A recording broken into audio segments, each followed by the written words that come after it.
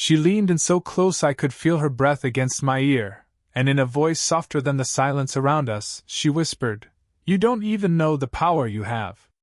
From that moment, nothing between us felt the same again. I hadn't been to my friend's house in a while.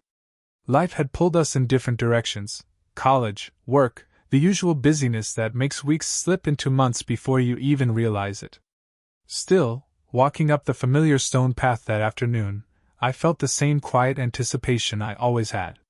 The door opened before I could knock, and there she was, his mom.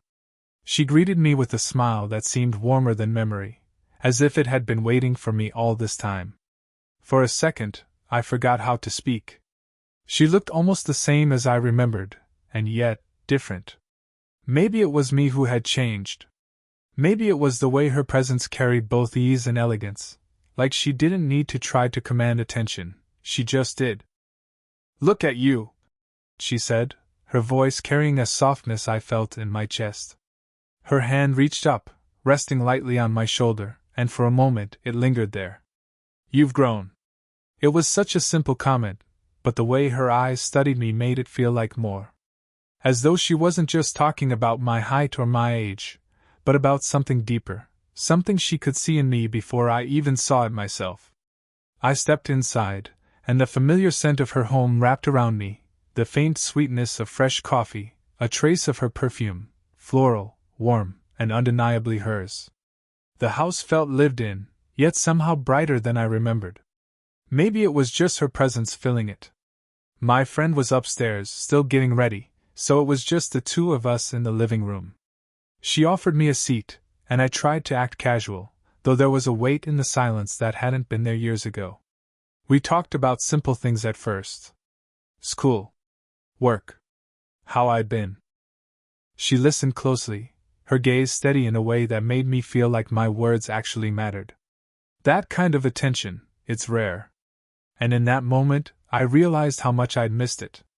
As I sat there, I found myself noticing details I never would have years ago: the graceful way she tucked her hair behind her ear, the quiet steadiness of her breathing, the way her smile softened the lines near her eyes instead of hiding them. Every gesture felt deliberate, even when it wasn't. When she leaned forward to pour me a glass of water, her hand brushed mine briefly. Just skin against skin, innocent, accidental. But my pulse jumped anyway, as though some part of me knew the moment carried more than it should have. For the first time, I realized that being here, with her, didn't feel the same as it used to. There was something new, a quiet energy, a pull I couldn't name but couldn't ignore either. And when my friend finally came downstairs, I was almost relieved, yet strangely disappointed. Because for a fleeting few minutes, it had been just her and me, and that felt different now. My friend had disappeared upstairs again, something about needing to grab his jacket, and I found myself alone with her in the kitchen. It wasn't unusual. Over the years, there had been plenty of moments like this. But this time, it felt different. She moved easily between the counter and the stove, her hands busy while her voice carried across the room. "So tell me," she said, glancing over her shoulder, "how's everything going with you?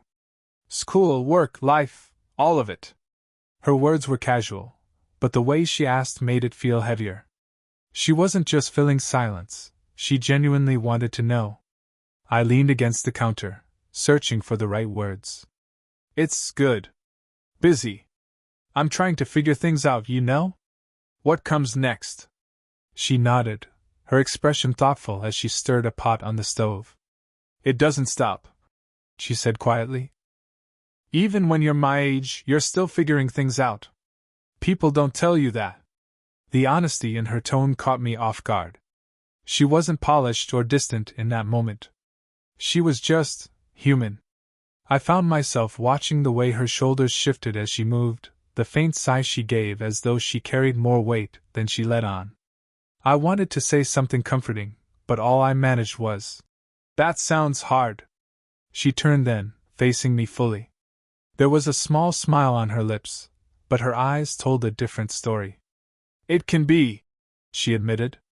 "But it's also good. I've raised a family, I've seen so much.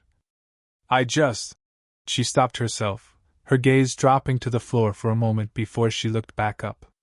Sometimes you forget what it feels like to be seen.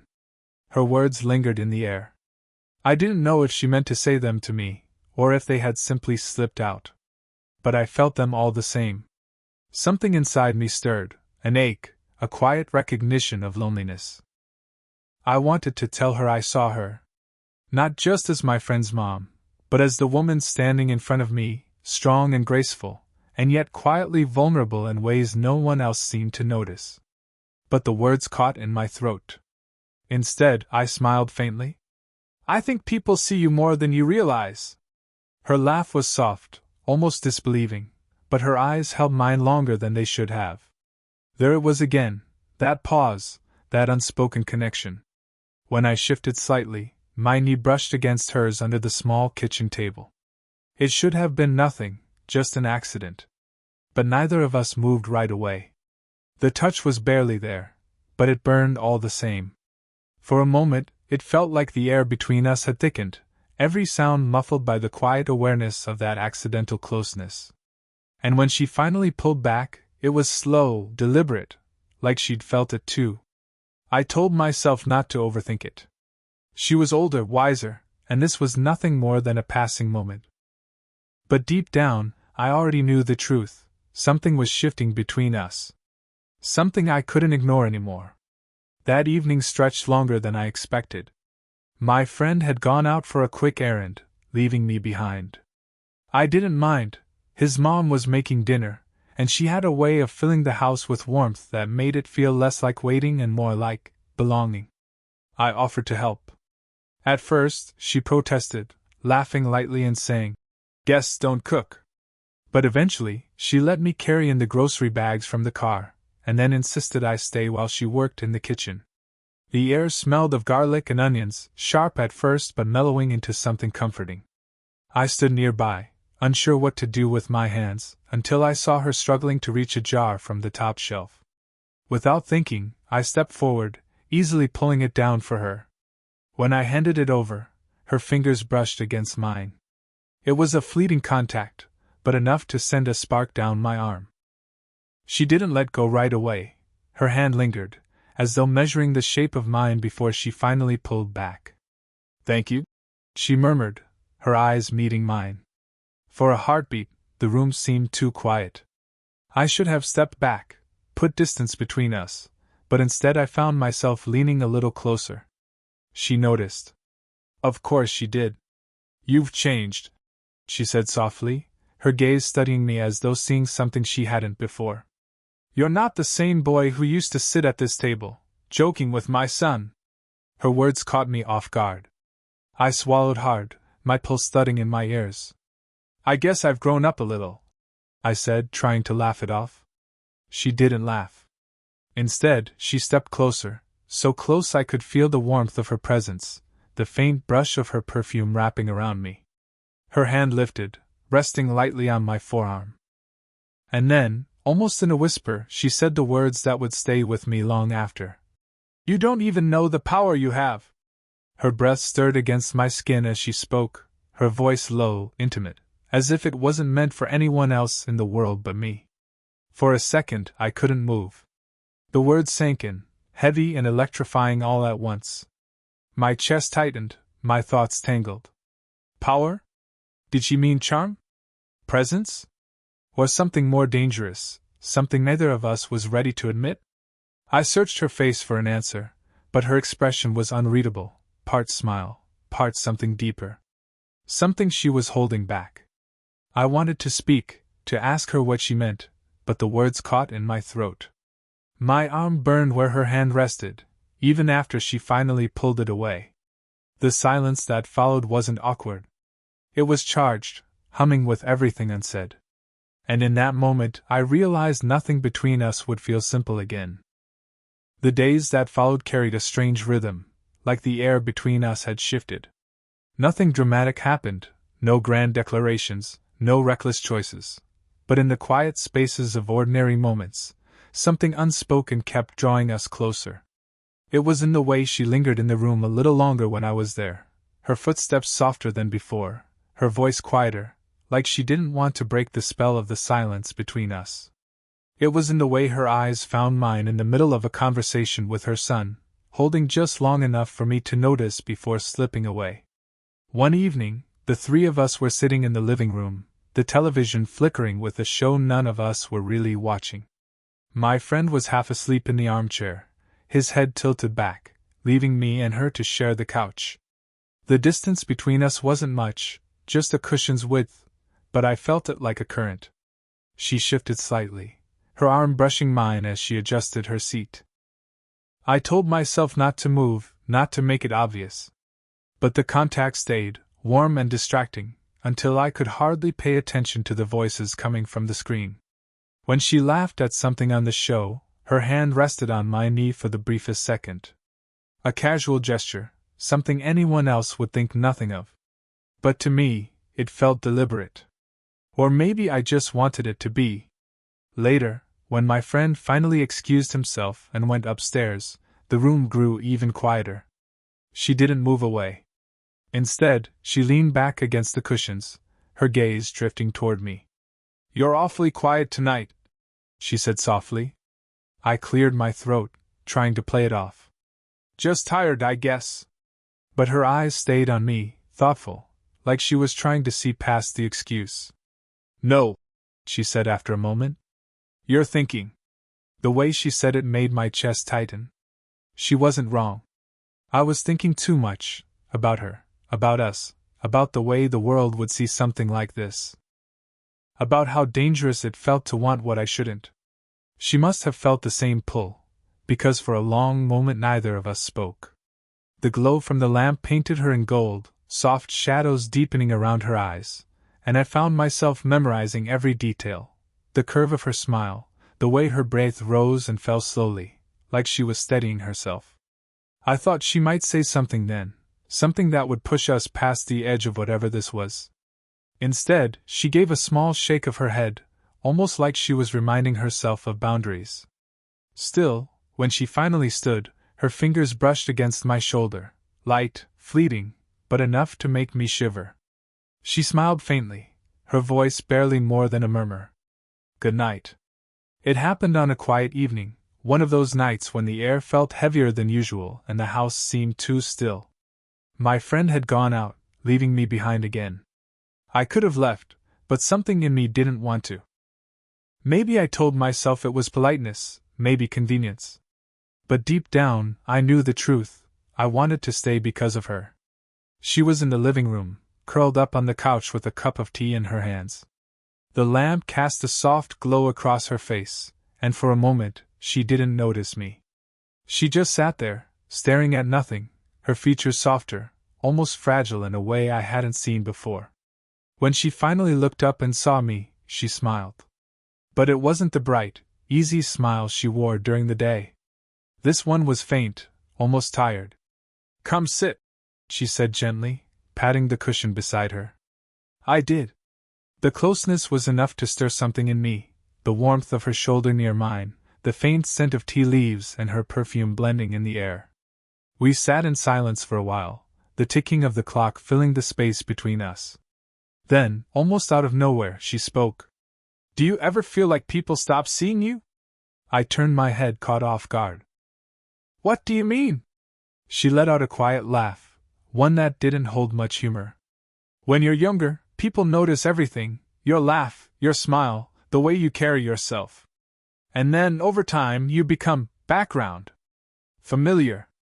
Comfortable. But not really seen. Not the way you used to be." Her words sank into me, heavy and honest. I could hear the crack in her voice she tried to hide, and it made my chest ache. "You're wrong," I said softly. "You're not invisible." She looked at me then, and her eyes shimmered with something unspoken, hope, maybe, or disbelief. "You think so?" I nodded, my voice steady even though my heart wasn't. "I don't just think so. I know."